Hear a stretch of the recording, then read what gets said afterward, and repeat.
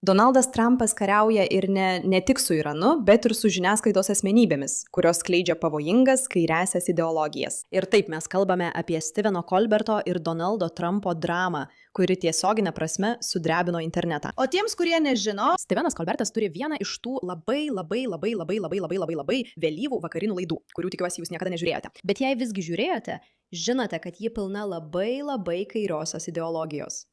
Ir jis daugybę kartų puolė Trumpą. Tačiau įdomu tai, kad jo laidos reitingai smarkiai krenta. Bet kuriuo atveju neseniai Trumpas pasakė, kad šis vyras turi pasitraukti. Jo laida bloga, jis kvailas ir panašiai. Tai, ką Trumpas dažnai daro. Nemanau, kad jis tiesiogiai pasakė, jog jis kvailas. Ir tuo pačiu metu jo laida iš tikrųjų buvo nutraukta. Dabar žmonės sako, kad tai susiję su tuo, ką pasakė Trumpas, bet iš tikrųjų tiesa ta, kad reitingai tiesiog siaubingi. Ir tuoj prie to prieisime. Tačiau Trumpas nusprendė daryti tai, ką moka geriausiai. Jis puolė Steveną Colbertą su memu, pačiais juokingiausiais iš visų. Ir atvirai, kai Donaldas Trumpas atsistatydins iš prezidento pareigų, tikiuosi, kad jis pereis į komediją, nes jis tikrai turi būti vienas juokingiausių žmonių pasaulyje. Bet noriu jums visiems duoti vieną išminties žodį. Pasirūpinkite, kad niekada nepakliūtumėte į Donaldo J. Trumpo memą, nes būsite visiškai sudraskyti. Ir šis meme dabar turi 87 milijonus peržiūrų. Tai yra daugiau nei 10 kartų daugiau nei Steveno Colberto vėlyvojo šou epizodas. Bet prie viso to prieisime netrukus. Sveiki atvykę į Pushback, aš esu Meira Kei, jūsų vedėja. Nepamirškite paspausti prenumeratos mygtuko, kad galėtumėte sekti mūsų kanalą, palaikyti šį vaizdo įrašą ir sužinoti labai įdomias naujienas, kurios netrukus pasirodys. Mes kuriame judėjimą, kad atsilaikytume, kaip ir sako mūsų pavadinimas. Mes tikrai norime, kad būtumėte kartu su mumis. Taigi prisijunkite prie mūsų šiandien ir pažiūrėkime, kas tiesioginė to žodžio prasme, ir kai sakau tiesioginė, tikrai tiesioginė prasme, vakar sugredino internetą. sveiki sugrįžę į mūsų paskutinę transliaciją, ponios ir ponai.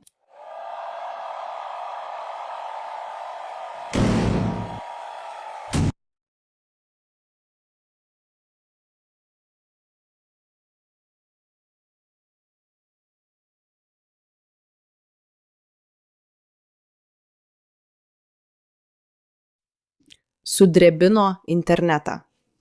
Sakau jums, tai nėra perdėjimas. Tai vienintelis dalykas mano naujienų sraute jau daugybę dienų, bet mes turime išanalizuoti viską, kas vyksta. Taigi, akivaizdu, tiesiog, kad būtų aišku, tai buvo dirbtinio intelekto sukurtas vaizdo įrašas. Atsiprašau visų, kurie to nesuprato. Ir čia esmė ta, kad Trumpas iš esmės sako, sveiki atvykę, o Colbertas sako, sveiki atvykę į, mano paskutinę laidą. O Trumpas sako, tu tiesiog esi šiukšlė ir įmeta jį į šiukšliadėžę, kas savaime yra juokinga. Visa tai vyksta po daugybės dramų tarp jų dviejų, nes Stevenas Colbertas labai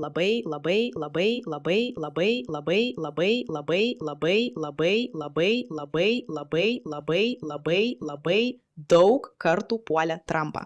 Aš asmeniškai manau, kad Colbertas yra visiškai niekam tikęs žmogus, bet visus detalės aptarsime po trumpos žinutės iš mūsų rėmėjų.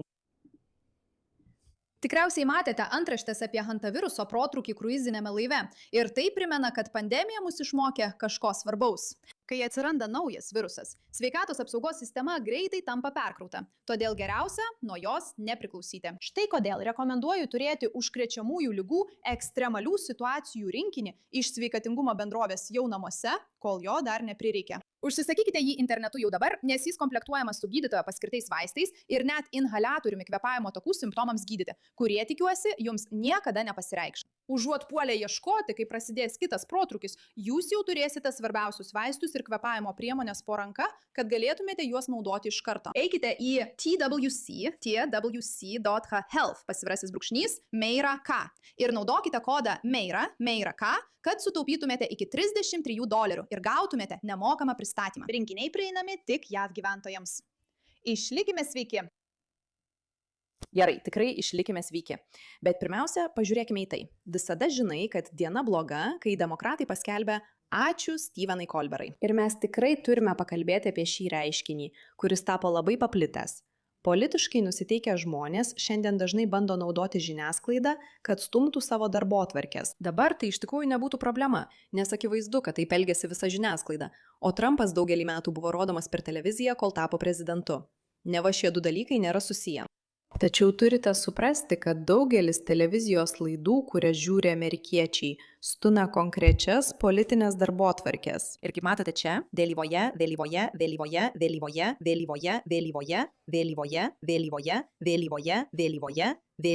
laidoje, demokratai buvo tarp dažniausiai šioje laidoje rodomų žmonių. Tai įdomu. Šios statistikos yra stulbinančios. Jei pažiūrėsite, kaip dažnai demokratai buvo šiose laidose, palyginti su respublikonais, man atrodo, kad santykis yra maždaug 90:2. Tai tiesiog beprotiškas procentų žaidimas, bet mes žinome, kad jie stumia šias darbotvarkes. Tačiau įdomu pamatyti, kaip prastai sekasi šiai laidai. Taigi, reitingai jau yra. Kolberto finalas surinko 6,7. 24 milijonai peržiūrų. Dabar 6,74 milijono žmonių. Tai daug žmonių žiūrinčių televizorių, išskyrus tai, kad daugiau nei 87 milijonai žmonių peržiūrėjo memą. O tai reiškia, kad ši laida yra siaubinga. Lettermanas turėjo 13,8 milijono, Carsonas 55 milijonus. Tai siaubinga. Dabar tai yra tikroji priežastis, kodėl Kolbertui taip prastai sekėsi. Demokratai jau labai ilgą laiką bando prastumti šitą reikalą. Priežastis, kodėl jis išeina, yra ta, kad Donaldas Trumpas pradėjo žiniasklaidos puolimą, siekdamas užčiaupti jam prieštaraujančius balsus. Realybė yra tokia, kad Kolberto laida buvo tiesiog prasta ir finansiškai netitiko lūkesčių. Ji tiesiog nepasiekė reikiamų rodiklių. Ir jei pažiūrėtumėte, pavyzdžiui, į jo komandos dydį, kurį tuoj pamatysime, tai buvo tiesiog milžiniškas žmonių kiekis. Milžiniškas žmonių kiekis jo laidoje. Na, pažiūrėkite, kiek žmonių dirbo jo laidoje. Ir galiu pasakyti, kad jei kiekvienam čia būtų mokamas tinkamas atlyginimas, pinigų suma, kurią ši laida turėjo uždirbti vien tam, kad padengtų tik atlyginimus, nekalbant jau apie pelną, yra stulbinanti. Nes tai yra gerokai per daug žmonių laidai, kurios beveik niekas jau nebežiūri. Tiesiog per daug žmonių. Bet tai yra dalis naujosios ar senosios žiniasklaidos iliuzijos, kuri mano, kad gali tęsti taip, kaip buvo anksčiau, nesitaikydama prie laikmečio, o paskui kaltina tokius kaip Trumpas. Dabar, kodėl Trumpas kaltinamas dėl to, kad Steveno Kolberto laida baigėsi? Gerai, tai klausimas, kurį turime užduoti, ypač žinant, kad ši laida kasmet patirdavo 40-50 milijonų nuostolių dėl mažėjančių reklamos pajamų. Ši laida patirdavo 40-50 milijonų dolerių nuostolių, tačiau vis tiek jie drįsta teikti, kad priežastis, dėl kurios jie praranda pinigus ir uždaro laidą, yra ta, kad Donaldas Trumpas nemėgo to, ką Kolbertas sakė. Ir vėlgi tai yra dalis tokio absurdiško kaltinimo mentaliteto, kai vietoj to, kad tiesiog pažvelgtų į faktus, jie visada sugalvos kažką, ką galėtų apkaltinti.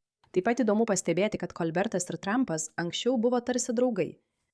Turiuomenyje, tiesiog pažiūrėkite į šį įrašą iš 2015 tiesa. Ar jūs bent kiek nustebino milžiniška reakcija, kurią sulaukite iš minių rinkėjų žmonių Amerikoje? Nes jūs nustebinote respublikonus. Taip, tai buvo tikrai nuostabu. Prieš kelias savaitės buvome mobilioje Alabamoje. Dallase, Teksase susirinko 31 000 žmonių. Man jis labai patinka. Ne, nepatinka. Man irgi patinkate. Taigi štai vėl turite Steveną Kolbertą, vos prieš keletą metų sakantį: taip, man patinka Trumpas, man jis patinka, manau jis puikus. O dabar nuo to laiko viskas labai paaštrėjo. Na, pažiūrėkite į tai akimirkai. Man būtų garbė pasakyti tai jums siekis. Prašau, prieikite šiek tiek arčiau prie savo televizoriaus ekrano. Tiesiog šiek tiek arčiau prie ekrano. Leiskite man tik čia priartėti ir eiti.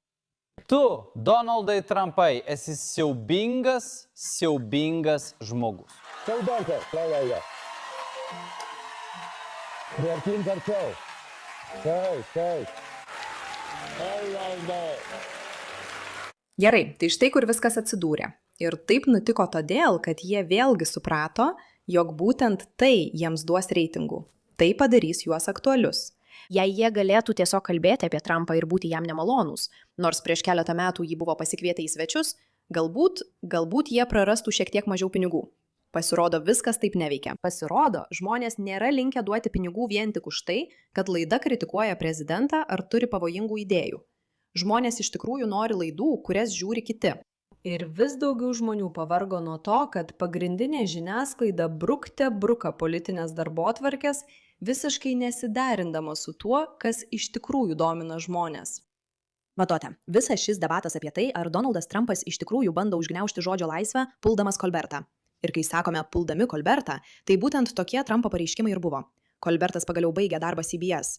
Nuostabu, kad jie taip ilgai laikėsi. Jokio talento, jokio reitingo, jokio gyvenimo. Jis buvo tarsi miręs žmogus. Galėtum paimti bet kurį žmogų iš gatvės ir jis būtų geresnis už šitą visišką juokdarį. Ačiū Dievui, kad jis pagaliau dingo. Gerai, nelabai mandagu ir mano nuomonė tai tik Donaldo J.'s Trumpo laiko švaistymas.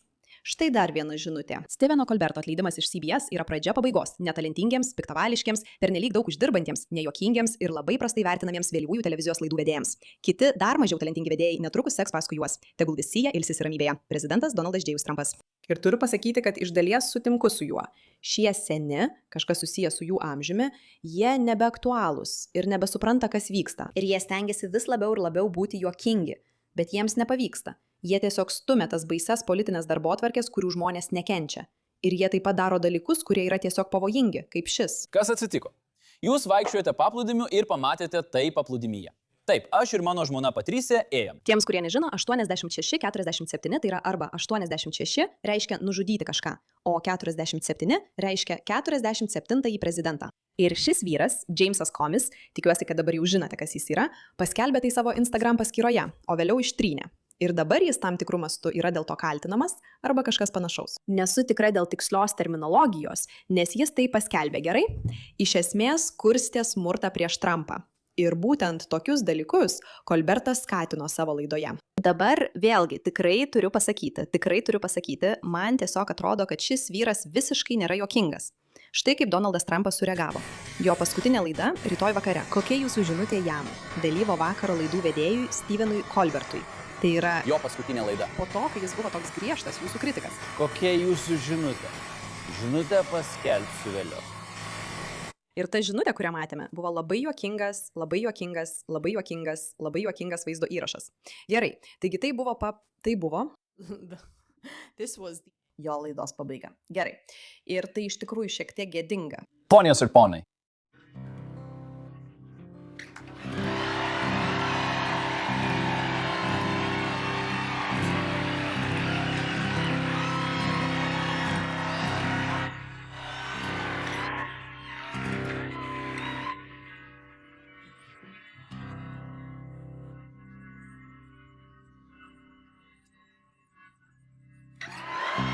Matote, vėlgi, jie stumia visą šitą reikalą. Žiūrėkite, padarykime Colbertą herojumi. Padarykime taip, kad viskas būtų apie tai, koks jis buvo nuostabus. Jo laida buvo tokia nuostabi. Visiems tiesiog labai patiko jo laida ir visi ją žiūrėjo. Bet Donaldas J. Trumpas negalėjo susilaikyti jo neužsipuolęs. Ir tai tarsi jūs kasmet prarandate 40-50 milijonų dolerių pajamų. Bet kuris verslo nuovokos turintis žmogus uždarytų tą laidą. O Donaldas Trumpas tiesiog tai pastebėjo, nes priežastis, dėl kurios jūs prarandate pinigus, yra ta, kad darote kvailas klaidas. Kvailas klaidas. Tai vėlgi yra dar viena šio karo eskalacijos dalis. Tai jau iš 2025 metų. Penktadienį Donaldas Trumpas paskelbė: man visiškai patinka, kad Colbertas buvo atleistas. Jo talentas buvo dar mažesnis nei jo reitingai. Kaip? Kaip jūs drįstate, ponia? Ar netalentingas žmogus sugebėtų sukurti šią satyrinę šmaikštybę? Eik tu šiekt.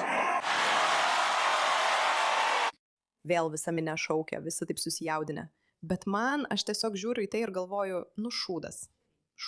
Mano nuomonė, ar prezidentas turėtų švaistyti savo laiką kalbėdamas apie laidos bendravedį? Ne. Bet aš manau, kad jei nori atkurti Ameriką, turi pagalvoti apie problemas, kurios kyla, kai tai tampa tavo pramoga. Ponios ir ponai, Joe Bidenas tai padarė. Jis yra mūsų kitas prezidentas. Na, tai vėl nutiko. Po keistos ir žiaurios kampanijos, kuriai vadovavo desperatiškas noras išvengti kalėjimo, Donaldas Trumpas laimėjo 2024 metų rinkimus. Prieš pradėdamas laidą noriu Jums pasakyti tai, ką sužinojau tik praėjusią naktį. Kitais metais bus mūsų paskutinis sezonas. Televizijos tinklas užbaigs laidą The Late Show gegužę. Štai ir viskas. Jūs šlovinate Joe Bideną, kaip rašo Alekas Leisis. Jūs šlovinate Bideną, verkiate, kai laimi Trumpas, o tada sužinote, kad jūsų laida praranda žiūrovus ir bus atšaukta. Manau, kad sutinku su savo pradinė nuomonė. Tai 1-0 Trumpo naudai. Tai absoliutus 1-0. Ačiū už jūsų dėmesį šiam klausimui.